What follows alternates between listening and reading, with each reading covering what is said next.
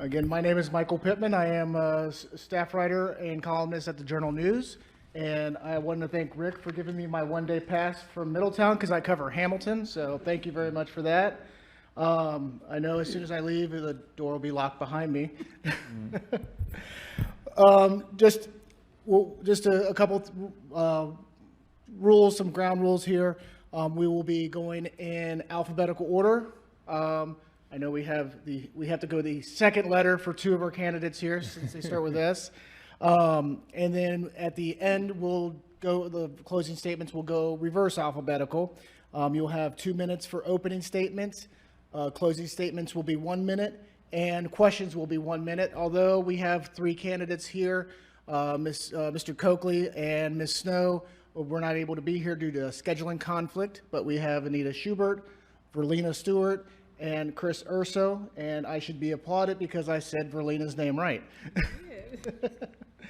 And then also, I want to make sure that we know that election is up the election is coming up on November 7th, but you still have time to register to vote. You have time until October 10th is the last day for voter registration. After this forum, you can get on your phone, go to voteohio.gov, and register to vote. You can do it online. You can also check your voter registration to make sure it's updated and all that. October 11th is the first day of early voting. You can register. You can also go to voteohio.gov to get your vote by mail ballot if you want to vote by mail. Early voting goes from October 11th to November 5th. That's when you go to the Board of Elections to vote in person in the office there or vote by mail. November 7th is Election Day. The polls are open from 6:30 to 6:30 a.m. to 7:30 p.m. And with that, we will start with our opening statements. Ms. Scheibert. Scheibert, yes. Scheibert. Thank you very much. Screwed up already. Well, no, you're not first. You're not the first. However, if I had my maiden name here, you really would have been baffled. Well, you have 2 minutes to open here. I moved from the beginning of the alphabet to the end of the alphabet, so this is funny being first. I haven't been first for 50 years. So, my name is Anita Scheibert, and I was born in Middletown and grew up here, lived here all but 2 years of my life when I was off and going to be a grown-up and move away. But I came back because I met a man from Middletown and got married and came back. And we have been married. Next month will be 48 years. So that's one of my biggest achievements in life. The other are my 3 daughters who are grown now that I'm very proud of. And I finally have a grandchild after many, many, many years of waiting. I must be the oldest first-time grandma on record. So I'm enjoying that. I was raised in Middletown by my mom and dad. My dad was a steel worker at AK, and I mean he was in the labor field. He was the guy that lined the ladles with the bricks before they poured the molten steel into them. My mom was a stay-at-home mom. It was kind of like a 1950s house, except we were not Leave It to Beaver. Dad worked shift work, mom stayed home, so that's how I grew up. I loved school. I think I always wanted to be a teacher. I put myself through college, thank goodness for Middletown campus, which had opened the year before I was ready to go to college. My parents could not put me through college, and scholarships back then were not all that plentiful. So I know the value of education. I did it for myself. I've worked in both non-public and public schools for over 50 years. I have a degree in elementary school education. I'm certified as a teacher K through 8, and as my side, my master's degree is in elementary school counseling. I'm qualified as a counselor for all grades, and my specialty is elementary education. After I retired from teaching full-time, I decided there was an opening on the school board in Middletown, and I thought, I need a stretch. I need to try this. And so I ran and was elected. And I feel very strongly about the education in Middletown. Looking in from the outside at that time, things were kind of stuck. Teacher morale seemed to be very low. And I know this from comments from teachers who were in this area. I'm going to have to cut you off there because we're in the red. Okay. But we only have a few people here, so we'll be flexible Sure, on the time. sure. Ms. Stewart, Hi. you got to press the button there. Now you're on. Hello. Yes. Hi, thank you. Again, I am Verlina Stewart. I have been in Middletown for 54 years, came when I was 10 years old, so I'm aging myself a little bit.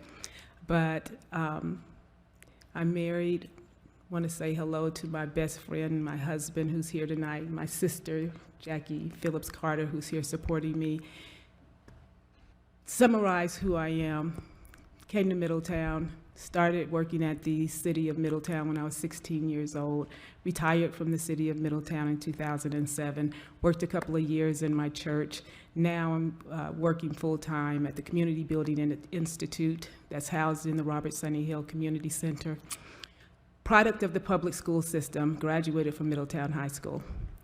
While I was working, I took 7 years to get an associate's degree. 7 years. Why? Because I wanted to graduate cum laude. I wanted A's. I wanted to ace it.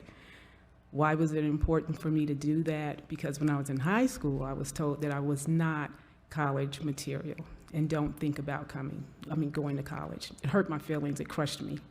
I thought I'm not smart enough. I'm not good enough.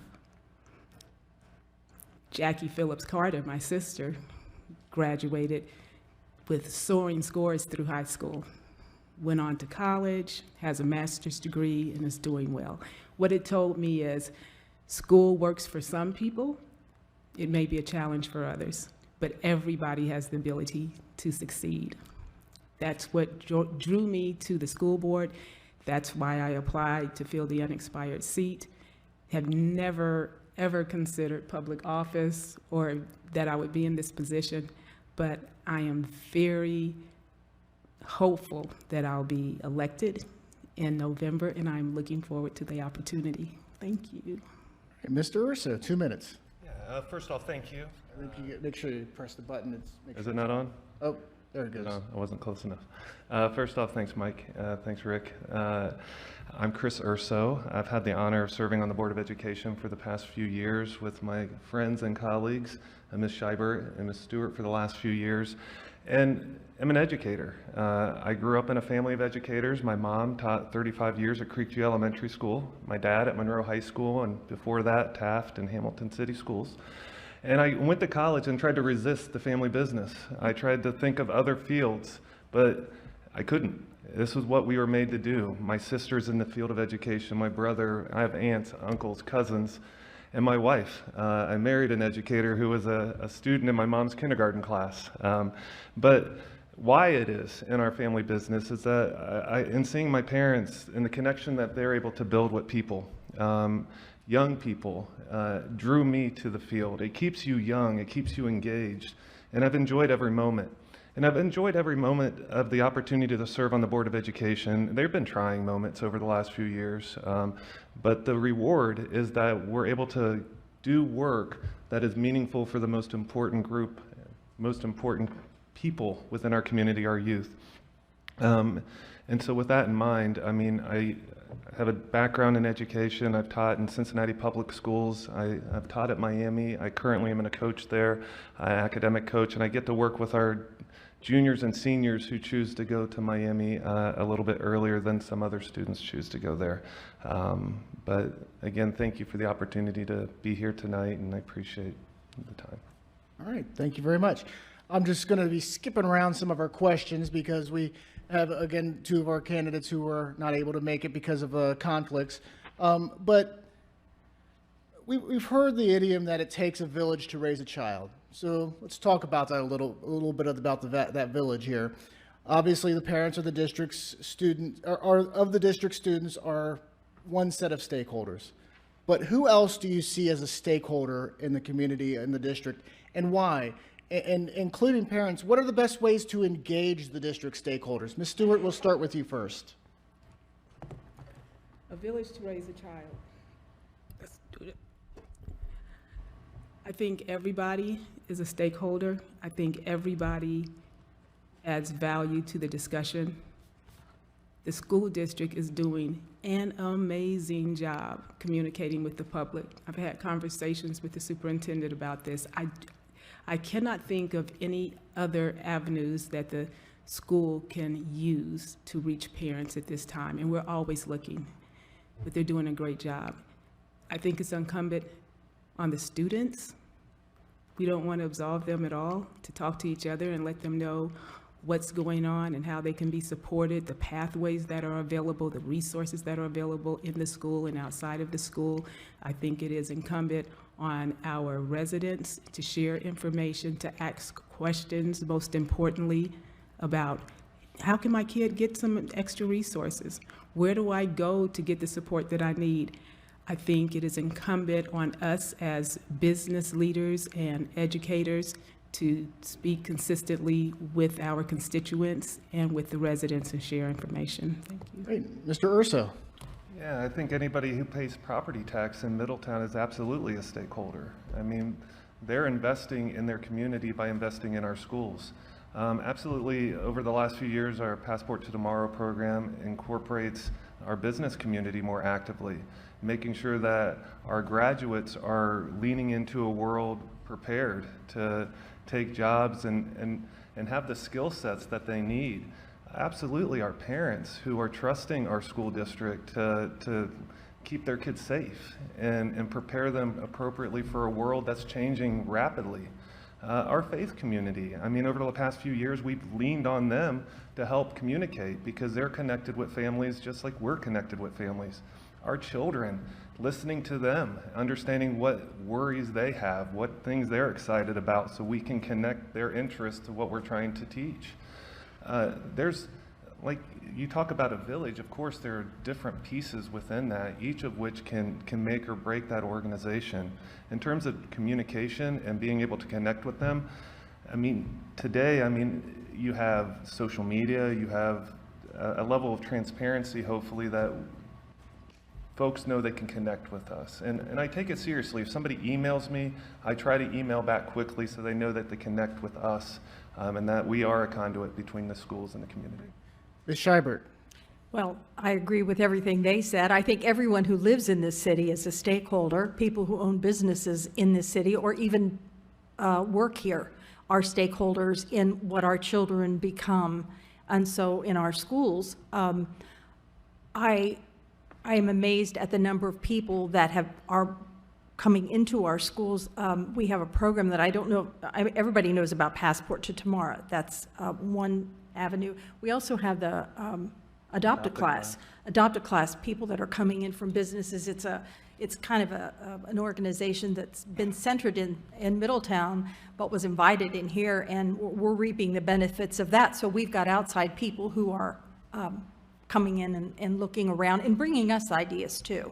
So it does take a village. It takes all levels of workers to help these children. Now, just more of a randomly here, but is there, are there specific ways that you can engage? I mean, you brought up a couple of ways to engage of bringing people into the classroom to do, but are there specific things that you'd like to see done in the next couple of years on council, or I'm sorry, on school board, to actively engage people, to bring them in, to go out in the community? And again, a pandemic happened during our last term, and so prior to that, MIDI-XL, we had large events to where we opened up our buildings, had busloads of folks walk through our hallways, understand what we're teaching, engage with our curriculum. Of course, we would like to reinvest in that opportunity because people drive by schools and you have assumptions on what's going on in those schools based upon a variety of different sources. Until you go in, you meet the people, you get to feel the spaces, understand what your investment is paying for, you don't really have a tangible, I guess, evidence to what's going on. Ms. Stewart, Ms. Scheibert, do you want to weigh in on that? I think I would just echo what Chris just said. It's my goal and my hope, if I'm reelected, never been elected, if I'm elected, is to have conversations with people and encourage them to come to the schools and have conversations while things are great. Because one of the worst things we do is wait until our child is in crisis. And so we're coming to the school and having that first impression under stress. And nothing's more precious than our babies, right? So come while things are great, build relationships, understand who you're talking to and who you can talk to and what's available. So if unfortunately your child ever is in crisis, you can connect to the school in a better, more positive way. And I've noticed that in Middletown schools, there have been times where superintendents have had coffees and invited people in, and those are not always well-intended. I think people are very nervous about talking or venting or whatever. But if you have an art show, you have an open house, you're there doing something with the children, looking around and seeing what's new, that brings the parents in. Anything that involves the kids. I forget what that, the cafeteria thing they used to do with. Sodexo would have a that recipe. the recipe contest. Whoa, was that well attended? You know, they make their little foods and then you get to try those after, and the kids talk. Those kind of things where the kids are involved, the community comes in droves. Recipe, that sounds like my type of activity to You participate love it. You get in. to taste them too. Well, moving on here, you mentioned the passports to tomorrow. Mr. Urso, we're going to start with you on this one, but the district's new strategic plan that was developed in 21, which you guys know because you've all mentioned it, it was rolled out last year between the local businesses, the administration, and the chamber. How has it been? How has that first year been, and what type of feedback did you get? And speaking to it, I know each week we get updates, each month we get updates on the number of businesses that are now a part of that Passport to Tomorrow. And so I think the reception has been extremely positive. The proof will be down the road when our graduates are guaranteed interviews, when our graduates are moving into the workforce and having opportunities that otherwise they wouldn't have if this piece of policy wasn't implemented.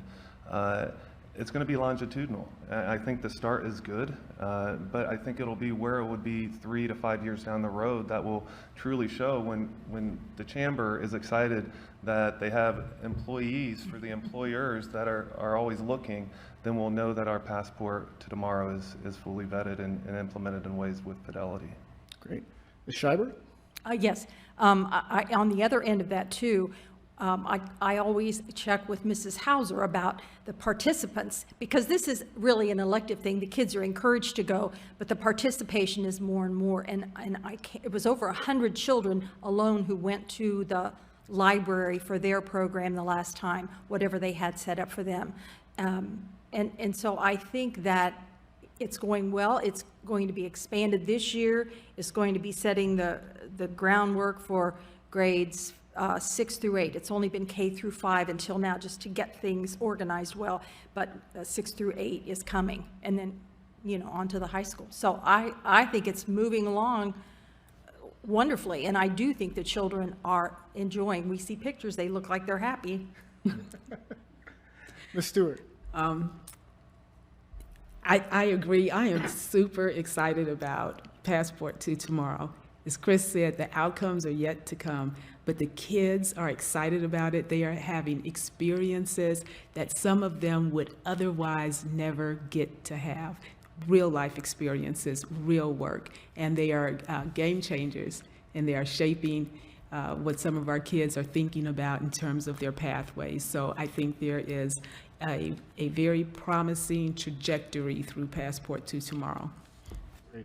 I want to get a little bit into the finances here, and we'll start with you, Ms. Scheibert.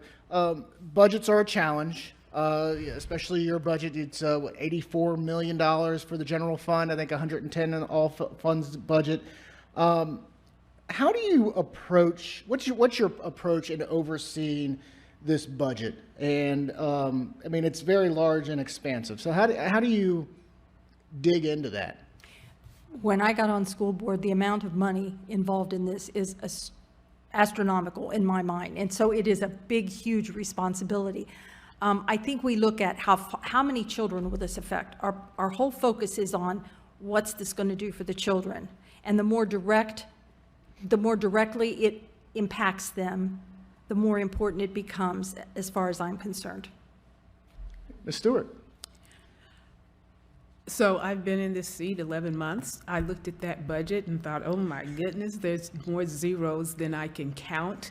So I have approached it by looking at little bites at a time. So there are, there's a capital budget, there's a general budget, there's a transportation budget. So I've been looking at little components at a time, trying to understand the budgets as much as I can and making it relative to, okay, how does that impact the child and what does that mean in terms of per student? So my approach is a little bit at a time, trying to understand the budget as well as I can and relating it back to how does that impact an individual student. Just a quick follow-up on that. How are you adapting to that? I mean, you said to take it like eating an elephant one bite at a time. How has that strategy worked for you to fully understanding the budget, and what input have you given? Yeah, can't say I fully understand the budget. I rely heavily on our treasurer, who is a guru with the budget. So I ask questions, I read, I try to understand it, and I yield to the experts for the answers that I need. Great. Mr. Urso. Yeah, I'm careful in terms of per pupil expenditures. I want to know the money is going directly to student experiences as best that we can. I know it's difficult because there's a lot of moving parts. Also, in any contract that comes before us, especially ones that do have multiple zeros, it's to understand the origins, the need, what kind of negotiations took place to secure said contract. And it's also mindful too that in our tenure as board members, we haven't gone to the taxpayers. We haven't asked for new monies. We understand that there's a heavy tax burden on people and that the schools are a big piece of that, the taxes that people pay in Middletown. And so we want to be strong fiscal stewards. We want to provide the best opportunities possible within our budget. And so within that, we do have strong leaders within our district, Mr. Bertram and Ms. Hauser, that are careful in those areas, but it's our responsibility to monitor those expenditures, to ask questions about them to make sure that we are staying within our means. Great. To follow up on the financials here, what's the biggest financial challenge the school district is facing? Ms. Stewart. The biggest financial challenge, I would say some of the ed choice options and the dollars that are moving from Middletown City Public School into other areas. It is not complementary to public schools in our position. So I think that's the biggest challenge. All right, Mr. Urso. I would agree. The state funding model is kind of fluid, and not kind of, it is fluid. We wait and wait and wait, and then we get information and we have to adjust to it. But the backpack bill, other policies that have been discussed, implemented, do have a bearing on public education and our bottom line. Ms. Scheibert? I agree with that, both of their comments. And also, I think that we've had to be very scrupulous in our funding that came through ESSER funds to schools. And, now the funding is coming to an end, and we have to be very careful about how we're going to function without that. We tried to not use those monies for regularly scheduled things, and so now we have to be very judicious in how we do without those things. But again, our treasurer does every meeting break down the budget into as specifically as he can into categories. So I think that helps us all keep track of just about everything he has. It helps me tremendously. I wanted a question that we didn't have on this list, but it came out recently with the state report cards, and I know that's a snapshot in time. But digging into the state report cards, what can you glean from that to see where Middletown School District needs to improve? Where are you improving at that may not really be reflective on the surface of the school report card? Ms. Scheibert? Well, it is a quandary, and it breaks my heart that we still got the number that we got. However, I think behind the scenes, we have been doing things in the past 8 years I think since Mr. Stiles came in, there was a whole new approach to this. Mrs. Hauser has been a part of that. That's why we're so happy that she's carrying on. Teachers, you know, the field of math was low. Teachers have been trained in, we've been using the New York math program for a long time, but come to find out that teachers were never really trained in that program. So there's been extensive training. There were even some grants given to do some extra training in that area. The MAP testing that we use, that's a benchmark testing done 3 times a year. There's tons of data, but I'm not sure it had been looked at carefully, which we're looking at now. And I skipped Mr. Urso. He should have went first, so I'm going to let you go second. And you're right, it's a glimpse in regards to the state report card. And it measures growth, but then also achievement. And where our teachers do really well is growing students. So it looks at a start point and a finish point, and it sees how much a student grows. Where I think our district lacks is that our students sometimes enter school without fundamental skills. And so the start point is different for our students at times when compared to others. It's not an excuse, we need to do better. It's acknowledging, and that's where our investment in preschool and early education is rooted, is that our students enter school. It's always been kind of crazy to me that you can begin something and be behind. And our students begin school, and on paper it seems like they're behind. And so when we compare against other districts at times, it fails to acknowledge fully some of those equations. And so our focus is making sure that we can do everything possible to teach our young people to read and to make sure, and like you had indicated, our teachers are skilled in Engage New York, in the programs that they need to instill in their classrooms. Ms. Stewart? So this is my high horse, and Ann, just put that clock down now. So I looked at the report card, and you're right, it's a glimpse, but the one thing that got my attention is when I looked at the elementary schools. And, you know, we moved from a grade rating to a star rating, and I'm looking at 7 elementary schools. 5 out of the 7, I believe, got a 1-star rating. 1 got a 2-star, 1 got a 3-star. Progress was great, making progress. Kids aren't going to kindergarten ready. We have to focus on getting our kids prepared for kindergarten. Preschools are essential. Focusing on birth to 5 is essential. If we do not, we are not going to be able to advance the way we like in subsequent grades. It just is not going to happen. The community has to wrap its arms around preschool and early learning. Critical, critical, critical. A quick follow-up. I mean, the COVID pandemic did have a part in it where you had some inconsistent learning models. You had the remote and virtual learning. Mr. Urso, how do you combat that? How do you combat that education loss or the learning loss from the COVID years? It takes time, and I think the ESSER dollars have allowed us to instill some programs in our district that otherwise we wouldn't have to make up those gains. On the other end of the spectrum, we talk about early childhood a lot. At the high school level, our district is redesigning our high school in regards to from the bell schedule to the curriculum to the fine details of how that high school runs, to acknowledge that our high school has to evolve. And so in that data, to go to your point again, on what are we doing, we're looking at that data. We're being careful in terms of what decisions we make and how we spend our money to hopefully yield outcomes that in the future will be more stars. But I'm always worried about focusing just on a test because there's so many more elements to what goes on in a school. And I do appreciate, my kids go to Middletown City Schools. I trust our staff fully that Evan and Claire will not be held back, that they're going to have glowing opportunities. And your daughter, who traveled through Middletown City Schools, is a wonderful, productive citizen within the world. And so I hate to defend a test that doesn't always capture what students, real people, are actually doing. And Ms. Stewart, we'll let you go next. How do you combat the learning loss that had happened over the last couple of years during the pandemic? I think the school district is doing a great job. I think that's what people don't see. People talk about the learning loss.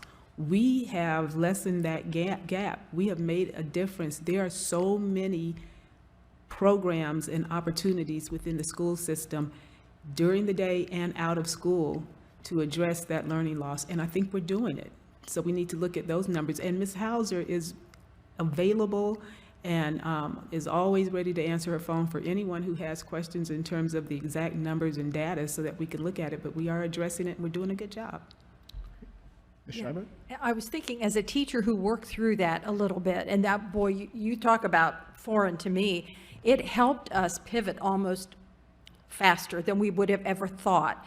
Teachers to adapt to this way of learning and children to adapt this way of learning, so that we come back. I think we're much more adept at working with all of the computer-based training that's available on books in a way to individualize programs for different children to get them where they need to be. So I think it was kind of a hard way to do it and too fast for my taste, but it did help us pivot to, I think, another level, which has been good for some kids, not all kids, but very good for some kids. Now, shifting gears a little bit here, more on the policy side of things here. I mean, you're each one voice of a 5-member board. We're electing 3 members this election cycle. So Middletown's a very large organization, hundreds of employees, roughly 6,100 kids. So talk about your experience in setting policy, overseeing a large organization. I lost my track, so Ms. Stewart, we'll start with you. So I think the beauty in, for me, the beauty in being on the school board is our major responsibility is hiring the superintendent and the treasurer. We do that because we have an opportunity to go out and get what we consider to be the best person for the job and that has expertise in the field. And then we rely on them to have conversations with their leadership and build a team that can then do the work of the district. And we trust them to do their jobs, and they come back and report regularly and share the curriculum, their learning, their challenges, profiles, students. And I think that's how we oversee an organization of that size, and rely on them hiring the staff and working with a team that's competent and reliable and is going to fulfill the needs of the. Can you talk a little bit about your personal experience heading, I mean, that's outside of the school district, that has basically set you up to be a member of school board? My outside experiences that set me up to be a member of the school board. Well, again, I went through, I'm a product of the public school system. I worked for the city of Middletown for 32 years. I'm very well versed in the community, the opportunities, the challenges. I currently oversee the Robert Sonny Hill Community Center, and we offer an out-of-school program where we have a $2 million budget, where we serve in all 7 elementary schools, the 6th grade center, the middle school, and the high school. Yeah. I have been involved and oversaw the community center since 1976 in some shape, form, or fashion. And the community center is a safe haven, an academic center, an enrichment center for children and their families. So I feel like I'm very well versed in the community when it comes to kids and school and learning. Mr. Urso, same question here. Talk about your experience in setting policies and overseeing it, and also, if you can, go into a little bit about your non-school, non-education experience that helps you be a school board member. I know within our district, we have policy committees. I think Ms. Scheibert, you sit upon that. Ms. Mulligan sits upon it too, of which we, as board members, have voices at the table as we revise policy, and we look at those readily because they change. New technologies change that force us to look at cell phone use, or tobacco use was one that we recently did in one of our meetings. And so one of our major responsibilities is policy, is making sure our policies are relevant, fair, thoughtful, and fully encompassing what they're trying to accomplish. And as a board, we take that extremely serious. And like Ms. Stewart had indicated, we try our very darndest to make sure our staff at the very top, who we have direct oversight over, our treasurer and our superintendent, are diligent in that work, that policy committee meets, and it meets frequently to make sure that we're not missing something that's going to come back and hurt our district. In regards to experiences, I've been trained as an analytical thinker. I'm a researcher by trade. I like to ask questions. I like to think I'm a pretty good listener because I think this role requires both. I think you have to be able to receive information, process that, and then be logical in regards to how you respond to that. And over the last 4 years, we've been taxed in that area. We've had divisive issues that come in front of us and it should be a space to where people can be passionate about, because we're working with the most delicate group of people in the world, the young folks. And so families are going to come in, parents are going to come in, and I think we have to set a temperament. We have to lead with a way that hopefully is responsive and honest and fair, that people can trust us. Great. Ms. Scheibert? Same question. Same question. What was the first part? I know my outside experiences. I could go to that one first. Yeah, but also talk about your experience about setting policy. Oh, the policies. Yeah. Thank you. Yes, I am on the policy committee. And we work with our treasurer and our superintendent and some of the administrative team, and we go over policies as they come out, and they're constantly being looked at. The Ohio School Board Association takes great care in finding out legally which policies are in line with the latest legal updates. And so we look at those policies and we see how they fit into our school, what we need out of them. So we're kind of covered both ways. And we are careful with those things. I know there was one, not only the smoking thing, but there was some wording in one about safety zones, and we had to check and make sure what were the safety zones considered in our Middletown school system. So we do look at that, and they are, I don't know how often they come out for revision, but ours are just recently. Mrs. Mulligan and I have been on the team that have just recently caught up with everything we have, and so now we're working on anything new that comes up. My second thing about What's outside experiences? Oh, outside experiences? Well, I worked in retail a lot. I learned how to work with people a lot. And being a mother has been a tremendous education for me. I'm in the red zone. That's all right. They were in the red zone. Oh, okay. And I've always had a great interest. I think that's why I went into school counseling. I have a great interest in being a mediator, being a careful listener, trying to find common points for people, commonality among people. So those are my experiences. Now, this being a chamber-sponsored forum, I'd be remiss if I didn't ask about the school's relationship with the business community. So what can the Middletown business community do to help enhance the student achievement and building their skill set? And again, I'm lost, so I think Mr. Urso, I think we'll go with you first. I think, hopefully not to be redundant, but the things that we're doing within our Passport to Tomorrow is in partnership with our chamber. Within our strategic plan, we incorporated the voice of the chamber as we developed that.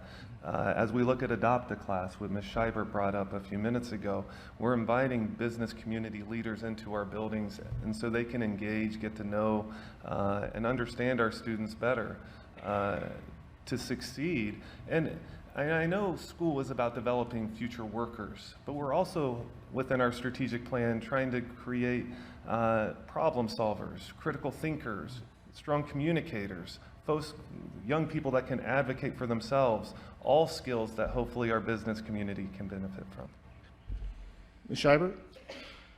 I agree that I think that Passport to Tomorrow shows a good deal of what working with the businesses, but I also think, especially at the high school level, when kids are going out and getting part-time jobs or doing service work, it's a chance for us to help those kids know the things they need to say, the things they need to do, to encourage the responsibility of being on time, and all those kind of things that you would do with a child who is going out into the business world. I too am so excited about the Passport to Tomorrow program. The credentials that the children are working toward are all those skills that we want our children to have as a parent, and then they come directly to us from the chamber and the work with other business leaders. Those are the things that people are looking for, and those are the things we're trying to develop. Ms. Stewart. I think all I can add to that is, I don't think anything would make Ms. Hauser happier than a business to call her and say, hey, can we come to the district? So I think sometimes we wait for an invitation. They haven't asked me yet, ABC Business, to participate in the schools. Pick up the phone and volunteer. Great. And is that something that you can proactively do, not necessarily wait for the businesses to start, but We do. Yeah. Yeah. That's happening. All right. Great. But if anybody out there is listening and feels they've been left out, please call. Fair enough. Fair enough. So talk about just I know that there's a definition of what a school member is, what you do, but what makes an effective school member? Why, I guess, what skills do you possess that make you effective? I mean, you can go into the analytical part of things, the definition of what a school member is, but what personally makes you effective? Ms. Stewart, I think we'll start with you. I knew you were going to come to me first. Let's look at him first. You're right ahead. Him first. I think what makes me a good school board member is my heart for the community. I genuinely care about the Middletown community. I genuinely believe the stupid cliche, our kids are our tomorrow. I genuinely believe that. So I want to work together with like-minded people at the table to solve problems and to help the kids in their best interest. It's a genuine concern. I'm a busy person. It takes a lot of time. But if I had to give my time to a cause, it would be for a better Middletown and a better pathway for our students. Ms. Scheibert, we'll go with you next. Okay. I think you have to be an excellent listener. You have to be a person who likes to dig in and look around for information, because sometimes the things that come up we need to know more about. I think we have to be very cooperative with one another. It's not always, your way may not go 100%. And you may have to bend a little, and we find that often because we're 5 people who are like-minded in many ways, but also we have our own opinions and we look at things through different perspectives. So listening, cooperating, being respectful to one another. And I have to say, and when you were talking to Mrs. Stewart and she was talking about herself and what she brings as a school board member, I have to say that the minute I heard her speaking, I thought she loves children and her priority is children. And I think that has to be #1 priority. So I was sold on her the minute she opened her mouth because of that alone. And you can tell that she is a very thoughtful person. So thank you. Mr. Urso. All right, I'm going to approach it slightly different and talk about the 2 of them first, and why I've enjoyed working with them. They're well-educated, they're thoughtful, they're passionate, they're organized, and so you come into a meeting and you know what to talk about and why we're talking about those things, and you're not winging it. I think those attributes and showing up is a big piece. Being here tonight in front of the camera and talking through these things is critical. It's not easy to do this, and it's not always enjoyable to do these things, but you have to show up and be a part of it. And so I hope that some of their good attributes have rubbed off on me, and that I exhibit some of those things, because each of them both do that and do that well. Great. I think we have exhausted the prepared questions, so I'm just going to, and we're almost out of time. It's almost been an hour here. But I'm going to just reiterate that Election Day is November 7th. We have still time to register to vote. Voter registration ends on October 10th. You can do it online after the forum here. Go on your phone and register to vote if you haven't at voteohio.gov.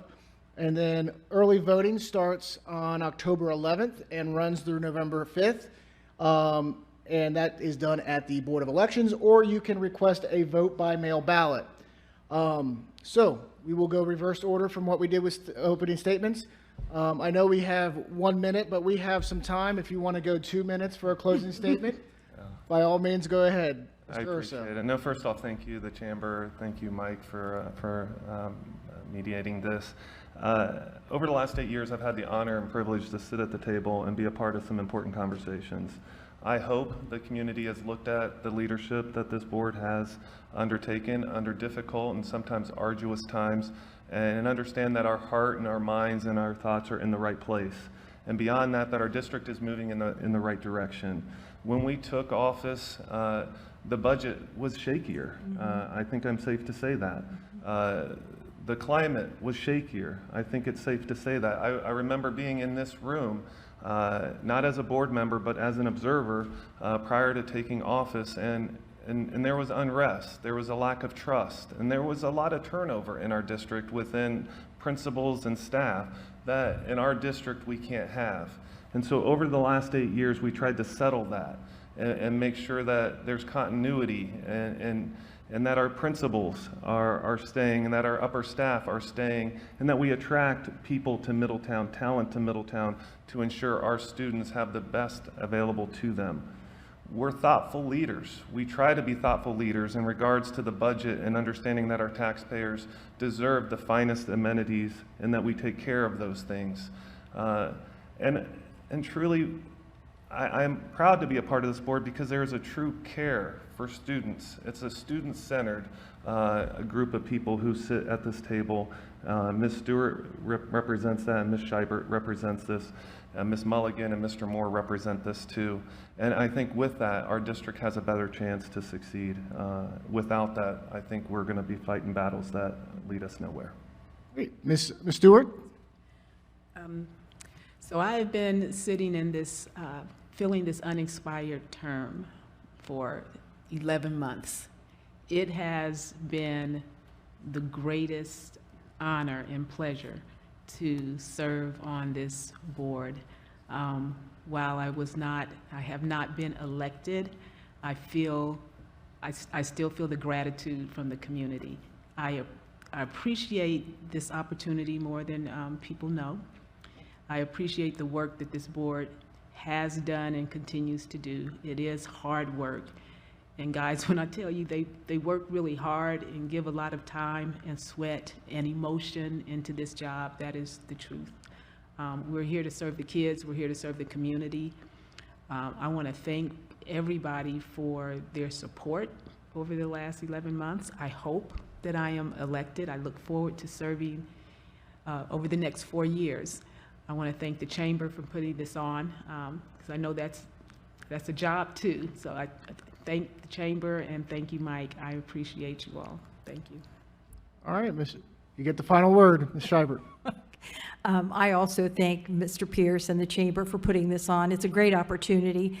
And I agree with what both of these people said. I think we're a child-centered board. We really are. I always wanted to put a little thing out. I never did it, but like, we're here for the children.